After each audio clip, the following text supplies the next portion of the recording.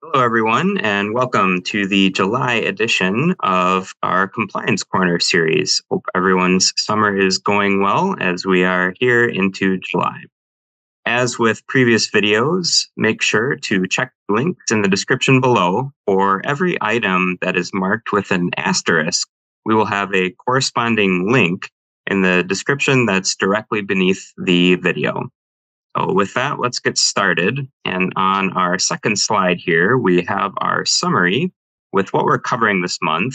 And something slightly different that we're doing this time is we included some updates directly on this slide rather than giving them a separate slide. So take note that for the first 5 items on this slide, we do have those marked with an asterisk. And so we're going to cover those really quick. There are links in the description below. And again, they do not have a corresponding slide.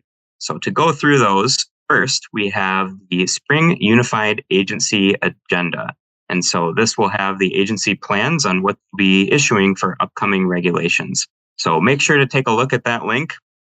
For example, CFPB has some proposals that we've been discussing, that we've been anticipating, quite a few, such as FCRA and mortgage servicing, that we have a slide separately on later. There's also a joint statement on third-party arrangement risks. Now, we've talked about third-party vendor management in the past, and here, this risk management continues to be a topic of discussion for the agencies. So the statement here contains some updates to existing guidance, but we also have an outline of potential risks, third-party risk management and governance principles, as well as some operational and compliance implications. We have a list of 2024 distressed or underserved non-metropolitan middle-income geographies, those that are eligible for CRA credit. We also have the 2023 HMDA data, and then we have a stay on the Department of Labor Fiduciary rule. We talked about this rule a little bit more specifically earlier this year and how it applies to financial service providers that might be giving certain investment advice. That can include, for example, as we had discussed, IRA owners, so your IRA customers. This rule was originally going to be effective on September 23rd of 2024, but just this month, just recently, a federal district court issued a stay, which effectively halts the rule for now. So we'll need to wait to see where it goes in the court from here. For now, it is stayed. That's all for those items. For the rest of this video, we have some updates regarding FDIC's new sign and advertising requirements, those updates that FDIC had to Part 328, and we'll talk about those in just a moment. We also have real estate evaluation related rules to discuss, some various agency alerts, some FinCEN updates largely related to the Corporate Transparency Act, and we'll wrap up with some CFPB proposals. But to get started with those FDIC items, I will turn it over to Heather. Super. Thank you, Scott. Yes, FDIC had recently revised their Part 328 rules. As Scott mentioned, this is the rule that talks about member FDIC and how we use references to FDIC in the buildings of our banks and on ATM machines. There is now a digital sign as well that needs to appear on websites and other mobile applications. So many of us are currently going through that rule and looking to implement as we need to throughout our branches. And to assist with that, FDIC has a series of webinars. The first one was in June, and they will have their second webinar held tomorrow, the 31st of July. All of these webinars are held via Teams, and all of them have a 2:00 Eastern time period.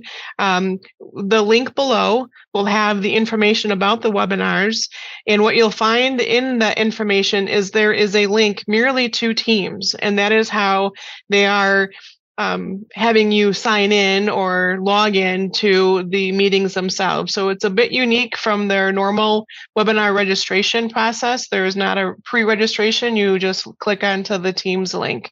So that information is provided for you below. FDIC has also released their slide deck of their first presentation, and we have provided you with that link so you can see the detailed that FDIC walkthrough about the rule. And we would anticipate that the webinar being held tomorrow will also at some point have its slide deck released to the industry. So stay tuned for more information from Scott and myself about that future resource. But we've included for you the PowerPoint presentation link for the first session that FDIC had hosted. FDIC also just recently released a series of frequently asked questions about revised Part 328, and we've included with this video the link to those FAQs. Some of them are pretty straightforward slam dunks, but within the FAQs, there are some helpful guidance positions of FDIC when you are looking to implement. So be sure to take a look at the FAQ. There are some helpful answers within. And we anticipate that questions that have been submitted directly to FDIC will in fact be discussed in tomorrow's call as well as in future calls of the webinar series that FDIC plans. So again, try to listen to those webinars as you can.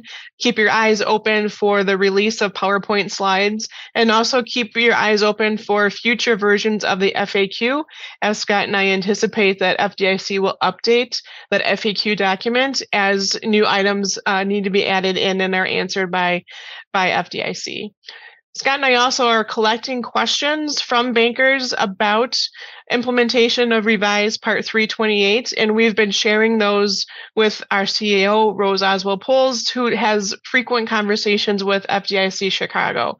So we've got a great way to communicate those questions directly to FDIC. They have been shared with those that are providing these resources for FDIC through their webinars. And so it's a great line of communication back and forth from FDIC through WBA. So if you have further questions, feel free to reach out to Scott and myself. We will get those submitted directly to FDIC for you, and we'll circle back around with you when we have a response back from FDIC. So we wanted to make sure that you were aware of all those resources. So Scott? Yeah, thanks, Heather. So our next item is on some real estate related matters. And the first topic is reconsideration of value. We've talked about this a couple times recently. We talked about in the context of proposed guidance on reconsideration of value, or ROV. And this month in July, the agencies issued final guidance. And so again, we talked about that proposed guidance. This final guidance largely adopts that proposed guidance as it was proposed. But again, for summary, now that this is finalized, an ROV is, of course, a request from the bank to the appraiser or other valuation preparer to reconsider appraisal or the analysis or the conclusions of an appraisal. This could be initiated through bank's own review process or consumer information or a complaint. The idea being that banks should have a process which identifies or recognizes when there could be potential deficiencies in that valuation, and then have steps that are designed to reassess or reevaluate the value of the residential real estate. And so that's what the guidance addresses. And the guidance then advises on those policies and procedures that a bank should implement to allow consumers, for example, to provide the bank with information that might not have been considered during appraisal, or if deficiencies are otherwise identified in the original appraisal. Again, the goal being to identify, address, and mitigate risk of deficient valuations, including, for example, potential discrimination being a big risk and a big potential detractor that policies should be designed to address. This end, that guidance specifically includes some example policies, some example procedures, and some control systems that can go into affecting those goals. So consider those aspects in your own appraisal and valuation process. You have steps to identify, address, and mitigate discrimination risk, again, for example, or other aspects of a potentially deficient valuation, be it value or other aspects of that consideration. Does that already involve an ROV process? Also, do you use third parties as part of that process? Does your risk management practice include managing the risks of third-party valuations and or the valuation review functions? So again, make sure to take a look at that final guidance. It was largely adopted as proposed, but it's important to take a look now that it's been finalized and see how that could be incorporated into your own policies and procedures. Another topic on the subject of real estate and real estate evaluation is one that we've also talked about again, and that being automated valuation models. So now we have a final rule just issued this month that is implementing control standards for automated valuation models, or AVMs. This one also mostly similar to the proposal that we talked about, and that was last year around this time. An AVM, though, again, just for a refresher, being an estimate of a property's value, that's done through some sort of automated process. And again, automated could be artificial intelligence, but not always. Not necessarily always AI, although there is a trend. There are systems toward that. But really, any computerized model could be an AVM. And so the industry has seen AVMs used more and more frequently in the real estate valuation process.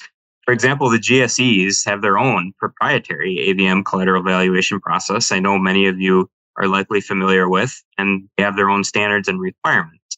So the agencies have issued this final rule separately, right, to require policies, practices, and procedures and control systems.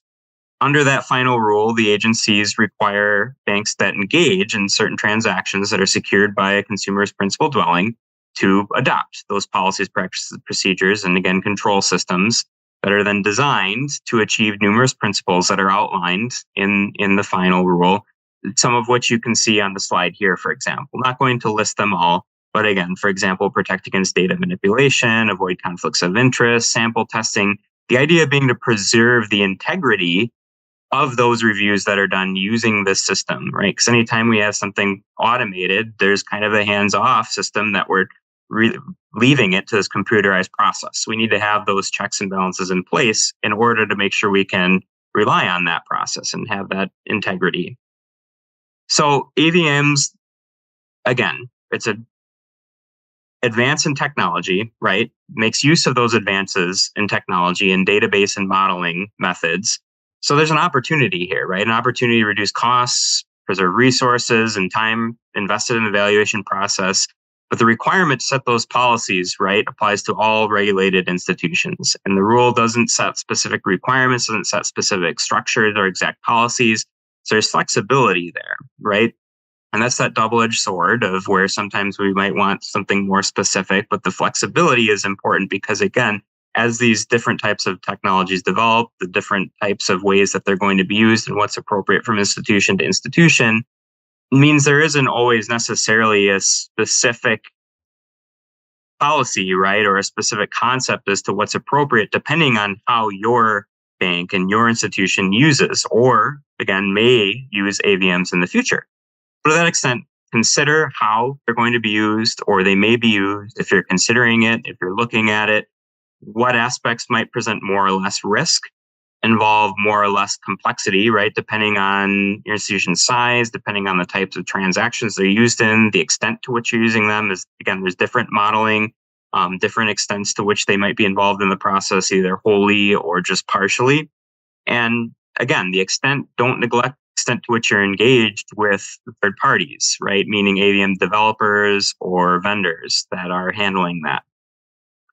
Again, keep those real estate evaluation related rules in mind. We had those proposals previously, but now that it has been finalized, make sure to take a look in the link to those corresponding items in the description below. I'll turn it back over to Heather for our next slide. All right, thank you, Scott. So we wanted to make sure that you were aware of a number of different alerts being issued by the agency. These are helpful for frontline staff to keep their ears open for certain circumstances or in the event that a customer may have questions or bring up the topic.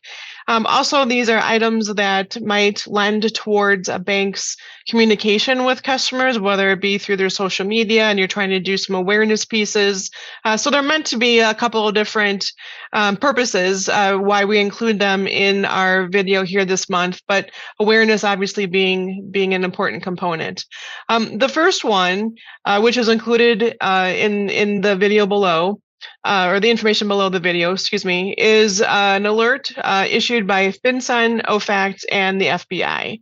And they have identified a trend involving timeshares. And unfortunately, this has been targeted at our older community. Many of them happen to have great timeshares in Mexico.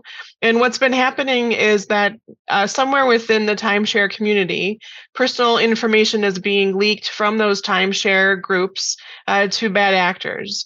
And those bad actors then use that information to contact the owner of the timeshare and pose themselves as being either a real estate person or an investor or someone working on behalf of the timeshare who happened to find a buyer or a renter or an investor in the person's timeshare. And through these communications, gain the trust of the timeshare owner and convince the timeshare owner that commission fees or property taxes or some upfront fee needs to be paid in order to further along the transaction that they've been trying to spoof the timeshare owner with.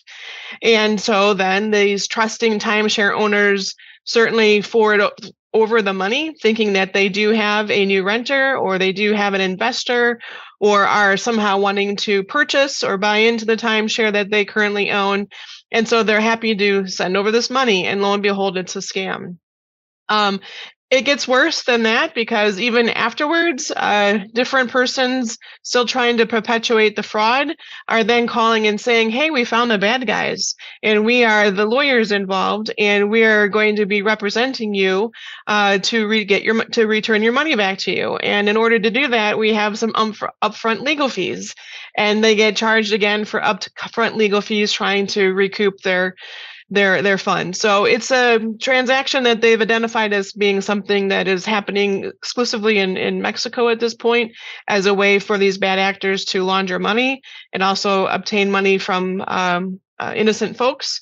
And if you happen to come across that particular type of situation, in the notice provided by the agencies, there is information to include in your SAR filing, including the SAR field to be completed and what to be used in the narrative and which to be included in the text box. So all that information is included in the notice from FinCEN, including some red flags to watch for, which are always very helpful when trying to issue spot. We also wanted to make sure that you were aware of an IRS a statement, and not so much from being a tax expert at all, but just again an awareness. This might be something that is shared on the social media or just good sense out there to your customers. But social media has been touting a self-employment tax credit, which is actually non-existent. What is actually meant when these people are talking about this is the actual credit for sick and family leave from a COVID program, and very few are actually qualifying for that credit underneath proper IRS rules. And if people are applying for that, they're doing so at their own risk because it's very narrow in scope and hard to qualify for. So we have that information included with this video this month, but just FYI. And then lastly, something I do think that you could run across, and something I do think that your marketing areas might be able to build a campaign around, is the Federal Trade Commission warning of scammers who are targeting young adults on social media. And in this particular circumstance, you have a scam artist who contacts a young person claiming to have seen their post or themselves, their picture on social media, and they're asked, hey, can I paint your picture or can I use your image? And the young person agrees to that and gets a check made payable to them for the payment of using their image or using their face or painting that image. And then the check is fraudulent. So it's the old scam of, please negotiate this check and can you send me a little bit of that money back so that I can pay for my own supplies? And lo and behold, it's fraudulent. So just wanted to make sure that you were aware of each of those alerts, and all of those resources are included with this video. Scott? All right, so next we have some BSA, AML, CFT, and Corporate Transparency Act related items. And So first, just really quick, we have another round of updates for the BOI FAQs, right? More information for those of your customers that might have questions on how the BOI reporting requirements relate to them. As with previous updates, we want to always include those so you know when those are updated. But next bullet there we have under the BOI tab, the beneficial ownership information heading is a request for comment. And so this is a request from FinCEN regarding the BOI access rule. The access rule we've talked about, right? So specifically here, what FinCEN is asking for is public comment on those requests that are going to be made to FinCEN through the access rule by those who are seeking beneficial ownership information, right? So the access rule being there are certain authorized recipients who request access to that BOI. Generally government agencies and financial institutions and regulators under certain specific circumstances. And FinCEN is working on getting the access system up and running. And as part of that preparation for the access system is issuing this. And again, the access system is expected to be ready early next year, so sometime early 2025. But this is preparation. So expect as FinCEN prepares for that launch more regarding the access rule and within the coming months. We also have a notice. So the final bullet here, FinCEN notice to bank customers on BOI. Yes, that is what you think it means. Sent out this month in July to customers about BOI reporting responsibilities.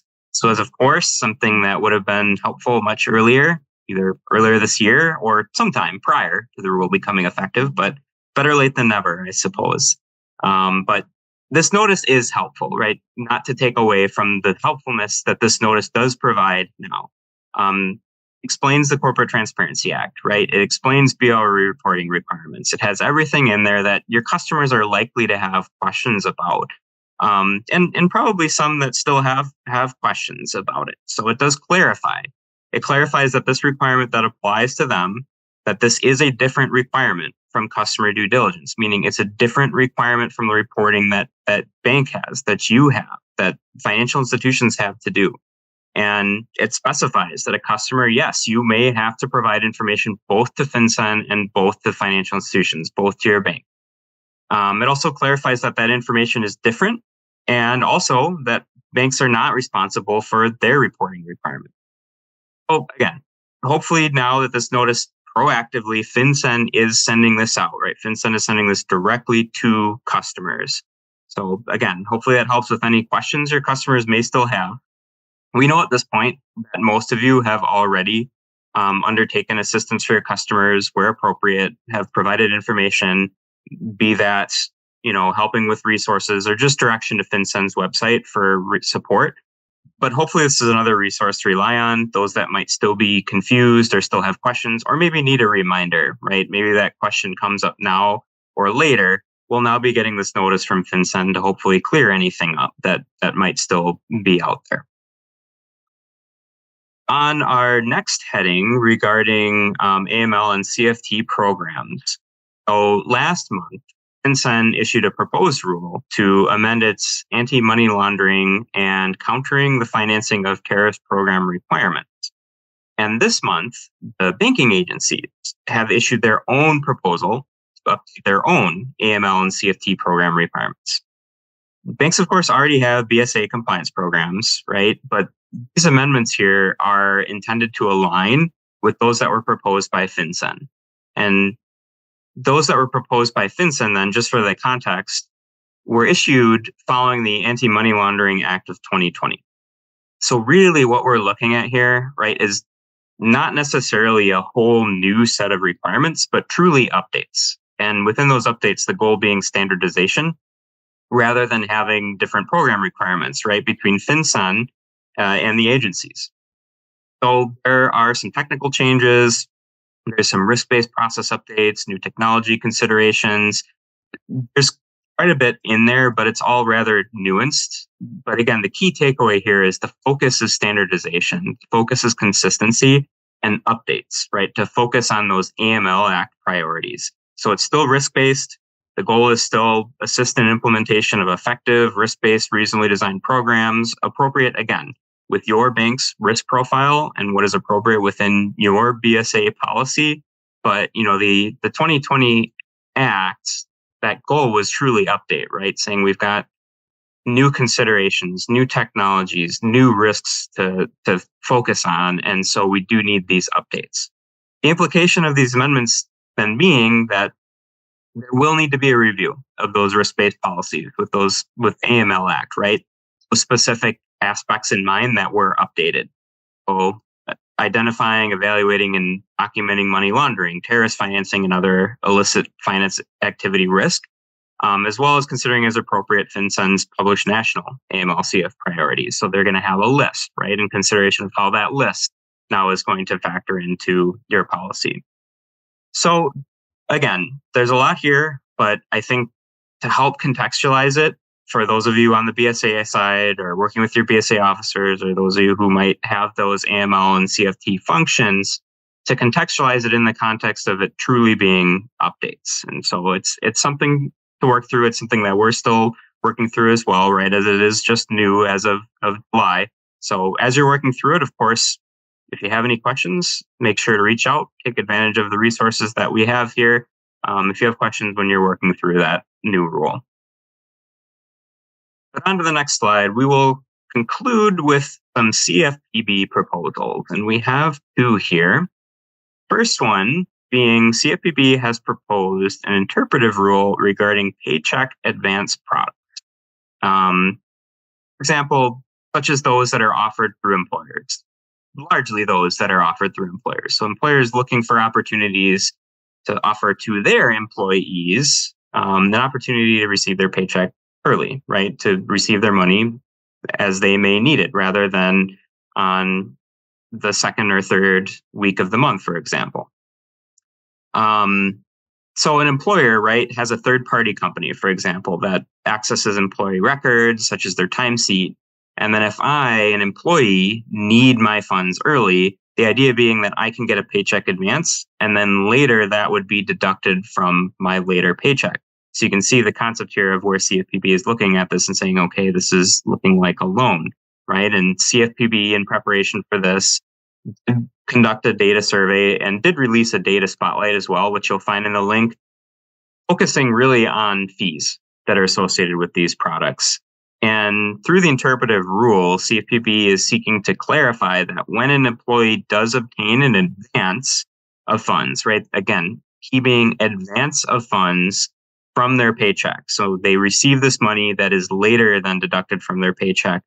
When that is a loan, which is then going to trigger federal requirements such as disclosures, right? So certain fees that might be associated with that then could be considered a finance charge, right? So finance charge disclosures, among others. I know that some banks, Southern, I know from conversations with all of you that some of you might be exploring or offering something similar to this. And so it will be important to consider whether you offer these products and whether and how they might be covered. And again, whether they are truly free, for example, or would trigger those disclosures. Now, there are a lot of different types of products out there. So if you offer something like this or exploring offering something like this, make sure to understand how it functions to see if it might be covered by these disclosures, right? It might be treated as a loan. It might be covered by this interpretive rule where CFPB might consider it, again, to be subject to those federal disclosures. There is a difference, right? And I suspect that for many of you, there might be a difference between what a payroll advance is or what earned wage is, for example, right? Very similar in what this payroll advance is and what earned wages are. The idea being that I'm receiving something prior to my payroll, right? It's something that is not part of my payroll, but I am then receiving and is later deducted from my payroll.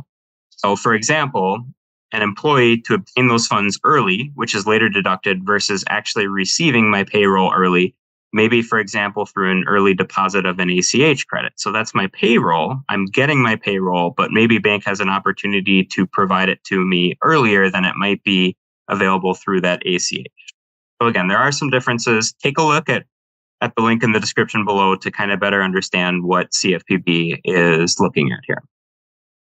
Next and final item we have for you is a proposal to revise CFPB's mortgage servicing provision. So the proposed changes are designed to help struggling borrowers avoid foreclosure and make the servicer's life easier as well. Again, just making the whole process earlier and providing that assistance by reducing paperwork, improving communication, and just generally ensuring that important information is given in a way that borrowers can understand. So where this comes from is CFPB found that the approach taken during the pandemic was largely successful for both borrowers and servicers, and takes note from those experiences. So the focus then being on taking steps to assist prior to foreclosure, right? Being what can be done before foreclosure and making sure that servicers explore those options where appropriate. And then giving the flexibility to do so, right, is a big part. So during the pandemic, CFPB, of course, lifted certain review requirements, and that concept is carried over into the proposal, what would give more flexibility in how that required review of assistance eligibility is conducted. Also, the notice requirements have been narrowed to be more tailored to the assistance that's relevant to the borrower's situation, and there's an expansion of the language with which disclosures and communications are made as well. So our understanding is a lot of flexibility and support we saw during the pandemic that still remains in the practice of many banks with struggling borrowers. And this, of course, is a proposal. But again, if finalized, would mean updates to those servicing practices, but nothing that would seem to be too time consuming or too disruptive, but would, of course, want to be factored into your existing servicing practices. So that's all we have for this month and our hot topics and our updates. I will hand it back off to Heather to wrap it up. Thanks, Scott. Every month, we always try to end our discussion with a reminder of all the different resources that we here at the WBA create on behalf of the membership.